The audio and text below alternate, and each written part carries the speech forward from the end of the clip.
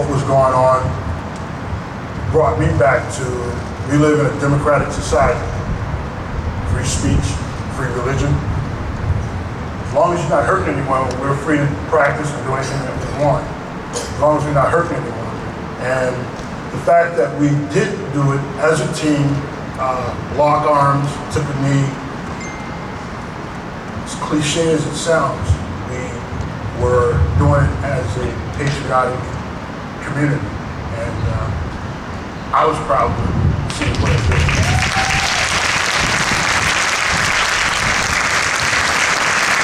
Bob Sweeney, I want to bring you in. I got a chance to talk to Bob before we came out here, and he brought up a very interesting point. He said, Steve, I'm the minority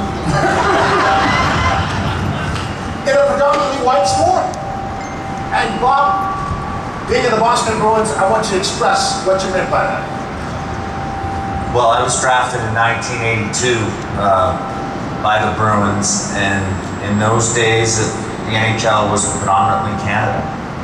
All Canadians with the, Bobby Carpenter in 1981 was the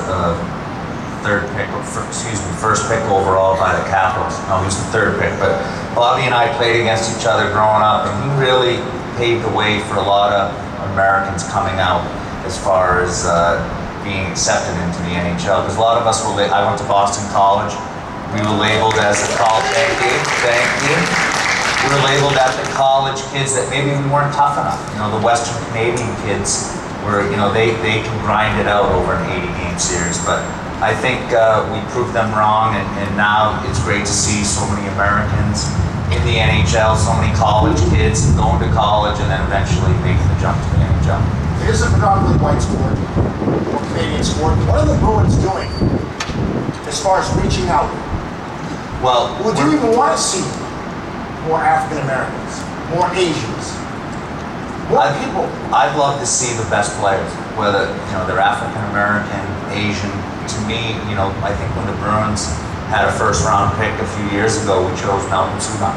It didn't matter if he was African American. At that time, we thought he was the best prospect, and that's why we took Malcolm Subban. And I think that's how every other team in the league feels. When we talked earlier, Steve. How does Malcolm Subban feel about being on the team? Well, they're in training camp still, so he still has to make the team. But I think he enjoys his time here in Boston and Providence. I think he's very well accepted. But as we talked about earlier, I was fortunate to play with one of the greatest goalies all time, Grant Fuhrer, when I was in Buffalo. Grant, I sat right next to him. I looked at Grant as one of the best goalies of all time, not African American. Maxwell. Yes. When you hear the N-word, I'm going there. Whoa. Oh. When you hear the N-word, or when you heard the N-word, when you were playing, how did you want fans to react when you heard it and someone else is saying it? Well, here's the thing. I don't think that you can fully appreciate that word being said unless you're black and you hear it that way in a crowd of people. I think that sometimes when you're out there, and before I go any further, Steve, I want to stop one second and thank Liz Walker. Liz, you have been my hero, okay, for a long time. As a broadcaster, being black in this city, I've learned so much from you in watching you just being a professional. Now, Steve, you talk about being an African American, hearing certain things.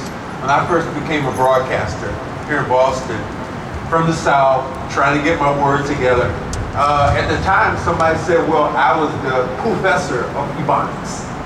What city could that possibly happen in, that you would have a person of color being criticized in that way? So I've learned one thing about being black or whatever it is, that you have to be beyond or be better than that next person in front of you.